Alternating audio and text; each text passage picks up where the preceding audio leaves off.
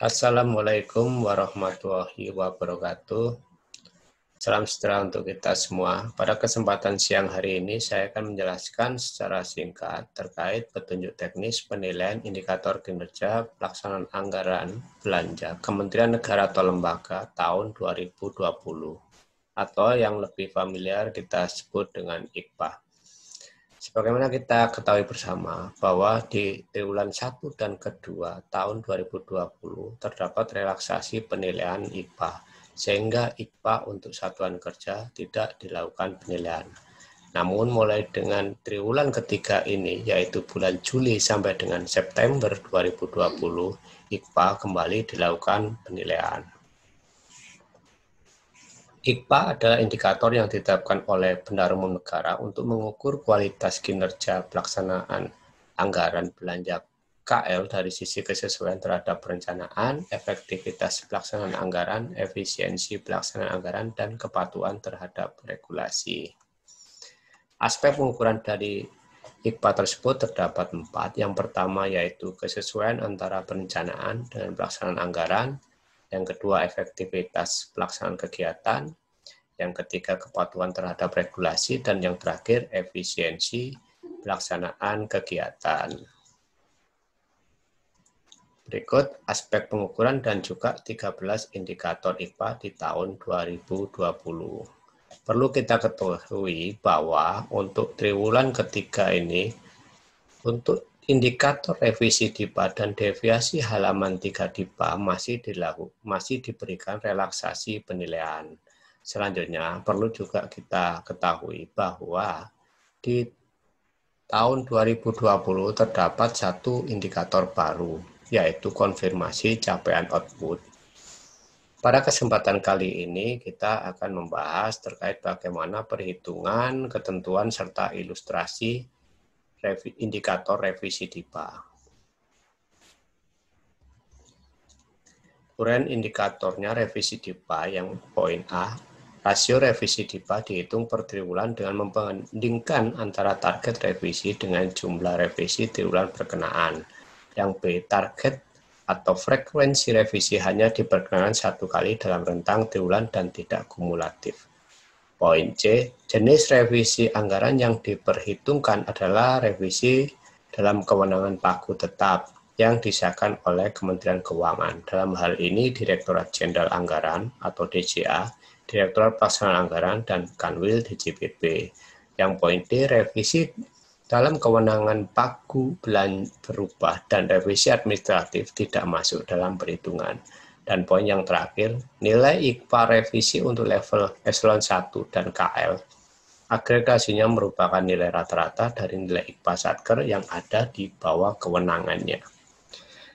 Dari uraian indikator ini, kita simpulkan secara sederhana bahwa satuan kerja selama 1 tahun dibatasi bahwa setiap triwulan hanya diperkenankan 1 kali melakukan revisi DIPA. Dan hal tersebut tidak berlaku kumulatif. Selanjutnya, jenis-jenis revisi DIPA yang mungkin banyak teman-teman satuan kerja pertanyakan, yaitu di sini adalah yang menjadi kewenangan Kementerian Keuangan. Jadi apabila revisi BOK, revisi administratif itu tidak masuk dalam perhitungan revisi DIPA. Berikutnya adalah ilustrasi perhitungan revisi DIPA oleh Satker A dan Satker B. Kita lihat di dalam tabel di mana Satker A pada triwulan 1 sampai dengan 4 hanya di triwulan kedua yang tidak melakukan revisi. Sementara di triwulan 1, 3, dan 4, Satker A sesuai ketentuan hanya melakukan 1 kali revisi DIPA. Kita lihat ilustrasi di Satker B. Di triwulan 1 kali, di triwulan kedua melakukan 2 kali revisi DIPA, di triwulan ketiga 1 kali, dan di triwulan keempat tidak melakukan revisi DIPA. Beranjak ke nilai kinerjanya, untuk Satker A kita lihat mulai dari triwulan 1 sampai dengan triwulan 4 mendapatkan nilai sempurna yaitu 100. Di sini di triwulan kedua, apabila satuan kerja tidak melakukan revisi, maka diberikan nilai sempurna. Dan apabila satuan kerja tetap melakukan revisi, namun sesuai ketentuan juga diberikan nilai sempurna. Beranjak ke bawahnya yaitu nilai kinerja Satker B, kita lihat bahwa triwulan 1 mendapatkan nilai sempurna, di triwulan kedua mendapatkan nilai 50 atau terjadi penurunan yang signifikan. Karena apa? Karena Satker B melakukan revisi DIPA di luar ketentuan yang seharusnya. Jadi dibatasi 1 kali revisi DIPA, namun Satker B melakukan revisi DIPA sebanyak 2 kali. Jadi perhitungannya 1/2 dikalikan 100 sama dengan 50. Sementara di triwulan ketiga dan keempat, Satker B mendapatkan nilai sempurna. Kita beranjak ke bawahnya yaitu perhitungan nilai IPA yang dihitung dari rata-rata kumulatifnya. Untuk Satker A di triwulan pertama mendapatkan nilai 100 sempurna. Di triwulan kedua juga mendapatkan nilai sempurna. Jadi 100 dari nilai kinerja di triwulan ke-1 ditambahkan nilai kinerja di triwulan kedua dibagi 2 yaitu triwulannya mendapatkan nilai 100.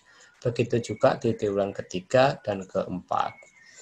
Kita beranjak ke Satker B, nilai IPA rata-rata kumulatifnya. Di triwulan ke-1, Satker B mendapatkan nilai 100. Di triwulan kedua mendapatkan nilai 75 karena 100 dari nilai kinerja di triwulan ke-1 ditambahkan dengan 50, yaitu kinerja Satker B di triwulan kedua dibagi 2 jumlah triwulannya sama dengan 75. Begitu juga di triwulan ketiga 100 ditambahkan 50 ditambahkan 100 kembali yaitu nilai kinerja Satker B di triwulan ketiga dibagi 3 jumlah triwulan yang ada sama dengan 83,33. Begitu juga di nilai IPA Satker B di triwulan keempat mendapatkan 87,5. Beranjak ke nilai IPA yang terakhir yaitu KL yang menaungi Satker A dan B. Kita lihat bahwa untuk triwulan ke-1 mendapatkan nilai sempurna yaitu sumbangan dari nilai IPA Satker A dan B di triwulan ke-1 mendapatkan nilai sempurna. Selanjutnya ke triwulan kedua di mana Satker A mendapatkan nilai 100 dan Satker B mendapatkan nilai 75 dibagikan 2 yaitu jumlah satkernya di sini mendapat nilai 87,5.